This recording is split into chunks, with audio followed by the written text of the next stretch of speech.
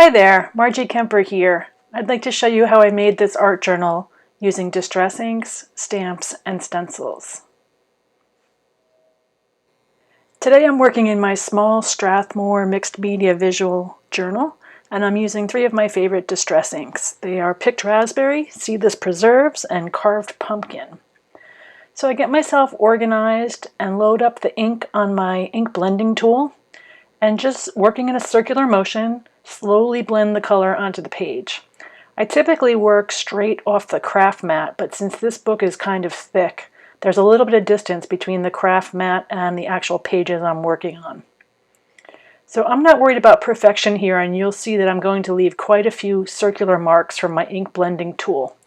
I'm not worried about that because I'm going to go in later with additional color and stencils and stamping, and I'll cover up any problem areas then.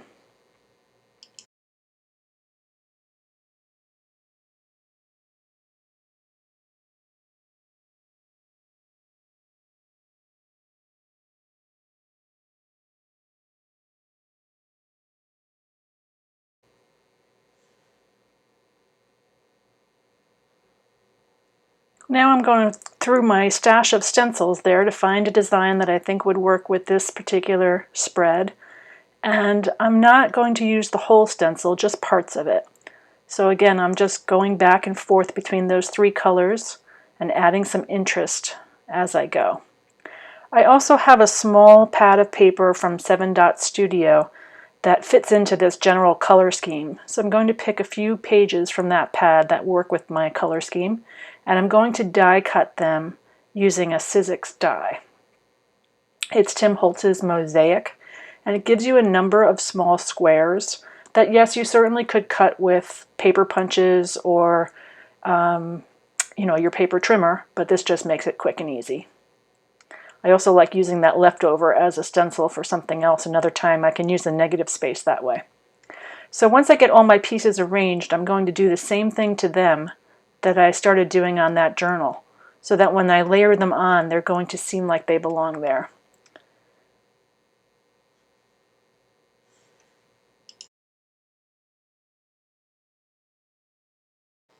I'm going to go ahead and attach all of these pieces to my art journal with matte medium, but it's important to remember that distress ink is reactive to water.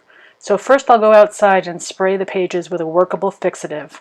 That way I don't have to worry about the distress ink running when the wet matte medium hits it.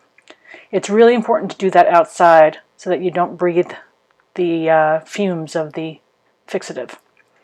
Now I'm getting started with a border. I don't usually do this until the end, and I wish I had waited and not done it now. So I'm going to go ahead and heat set it, because once I've started with the distress ink, I like to do that. But I'm not worried about this now because I know I'm going to come in later and do something with a darker color that I'll like more.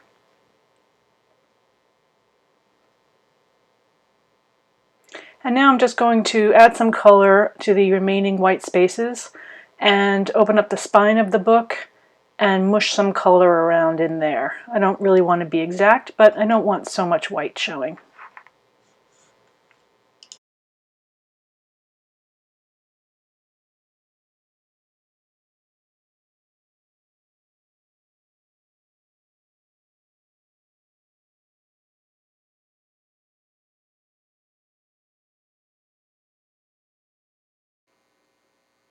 I'm using another stencil. This one is from StencilGirl. I like to use lines when I'm using lines, and I like to use round things when I'm using circles. I tend to do a lot of layers, but I try to keep the shapes of the similar family, if that makes sense. I think the page looks a little bit more balanced this way.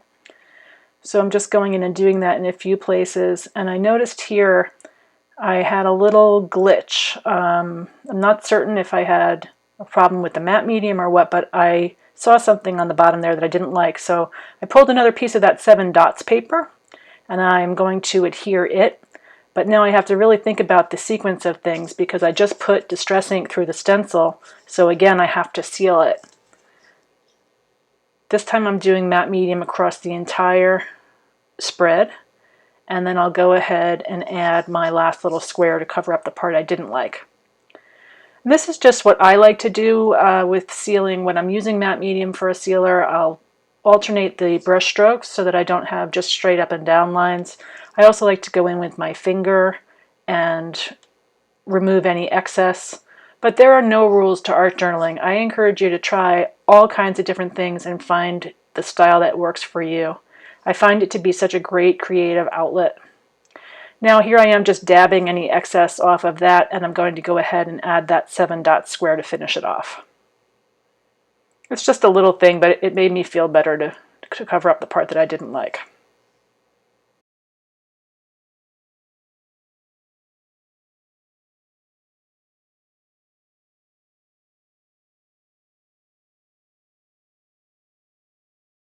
And I gave it one more shot outside with the Krylon Fixatif spray. And now I'm ready to work on my focal images. These are stamps from a store called The Queen's Ink that's in Maryland in the United States. These are some of their original designs. And what I've used is a Memento permanent ink and stamped it directly onto tissue paper. It gives a nice crisp image. You could also use Ranger's archival ink or StazOn, any kind of permanent ink. I should have stamped that really on the edge so I wouldn't have to cut through the whole paper.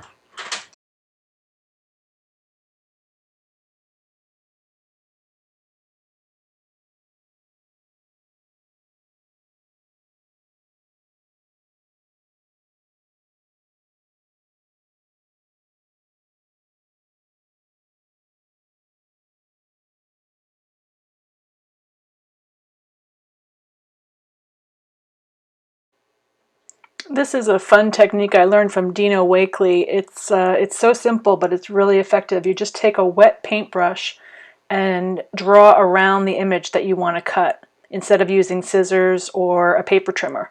And it gives you a nice rough edge instead of a hard straight line that you get from those tools. And what happens is the image kind of sinks into your journal page more than if it had the straight lines. The straight lines would make it sit on top almost visually, and this just helps it sort of disappear into the page. I really like these 3 faces in the Queen's Ink stamp set. I'm going to go ahead and do the same thing to one of the other ones, so that I can have the 2 women sort of looking at each other across the journal page. And then I'm just getting a little bit nitpicky and tearing off some that I thought was too straight, just so I can have that more organic, jagged sort of edge.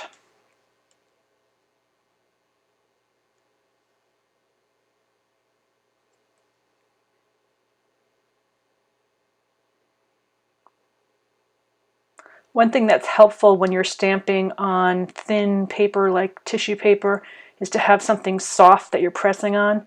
So you see there I have a stack of those small 7 dots papers I'm just using as a cushion. And since I sealed the page before outside with the Krylon one last time, I'm fine with using as much matte medium as I want here.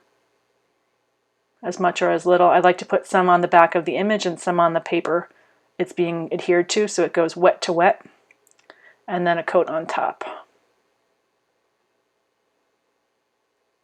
I don't mind the wrinkles in the tissue paper. I think it adds a lot of character, but I do have multiple layers going now between the original paper, the squares, and the tissue paper, so I'm just using a brayer really quickly to push as hard as I can those 3 types of paper together.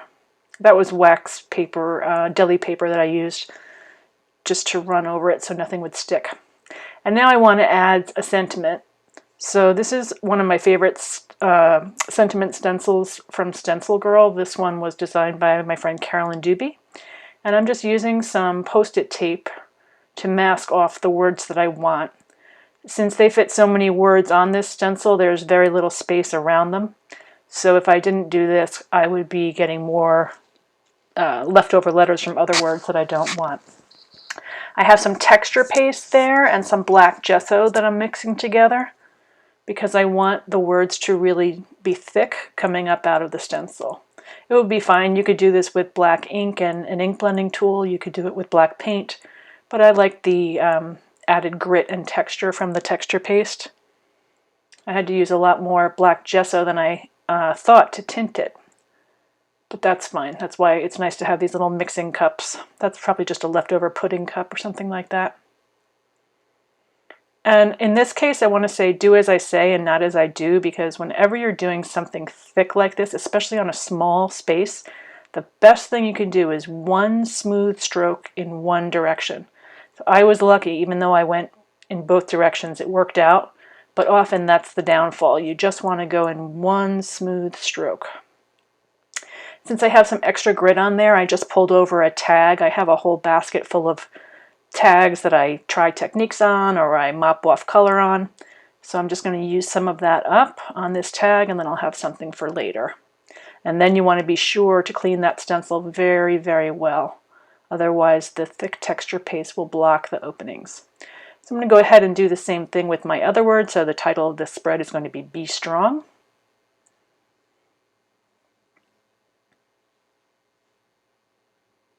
And now I am ready to finish that border. So what I'm doing is coming back in with black ink, that permanent dye ink. And I'm going to reposition it right over what I had done before with the purple.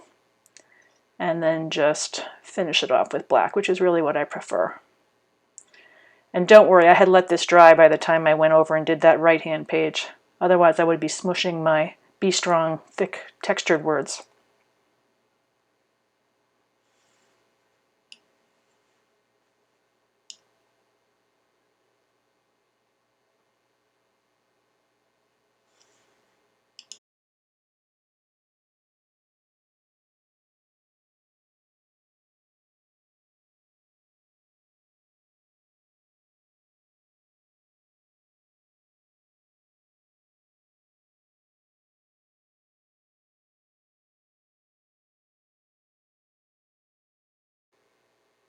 I thought about flipping that stencil so I could have the border go entirely around the whole spread, but I decided I liked it with the white space up top and bottom, top right and bottom left. I did pull in my StencilGirl grid stencil there again. I'll go ahead and link to all the tools and products used in the description. I gave it one last shot with my heat tool and it was finished. So thanks so much for watching. I hope you enjoyed this tutorial. Please subscribe and like it here on YouTube if you do. And find me at marjiekemper.com, or feel free to join my free Facebook group. It's called Half an Hour of Art. I'll link to that just below this. Thanks and have a great day.